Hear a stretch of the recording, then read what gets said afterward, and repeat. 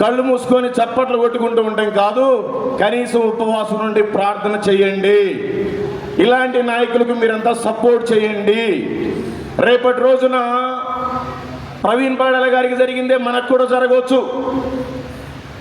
ఈ దేశంలో చాలామంది పాస్టర్లు చనిపోయారు, కానీ ప్రవీణ్ పగడాల గారు చనిపోయిన ప్రాంతంలో పోలీసులు ఇటొక సీసీ కెమెరా పెట్టారు, ఇటొక సీసీ కెమెరా పెట్టారు. అంత గొప్ప దైవజనులను మనం కోల్పోయాం. అలాంటి దైవజనులు అనేక మంది లేవాలి, అనేక మంది నాయకులు లేవాలి. దయచేసి మీరంతా కూడా ప్రార్థించండి. నేను దేశమంతా తిరిగాను. ఉత్తరప్రదేశ్లో ఒకేసారి 100 మంది బెయిల్ మీద పాస్టర్లు బయటకు వచ్చారండి. నాకు తెలిసిన వాళ్ళు ఉన్నారు. తీహార్ జైల్లో అధికారులే రహస్య క్రైస్తవుడు, రేప్ చేసిన వాడికి బెయిల్ వస్తుంది, మర్డర్ చేసిన వాడికి బెయిల్ వస్తుంది, సువార్త పత్రిక పంచినోడికి బెయిల్ రావట్లేదు. ఇలాంటి ప్రభుత్వాలు నశించాలి. మోషే లాంటి నాయకులు లేవాలి. ఎందుకంటే నేను ఇంకేం చెప్పలేను.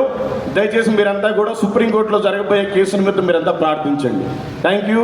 Praise the Lord. అన్న థ్యాంక్ యూ అన్న.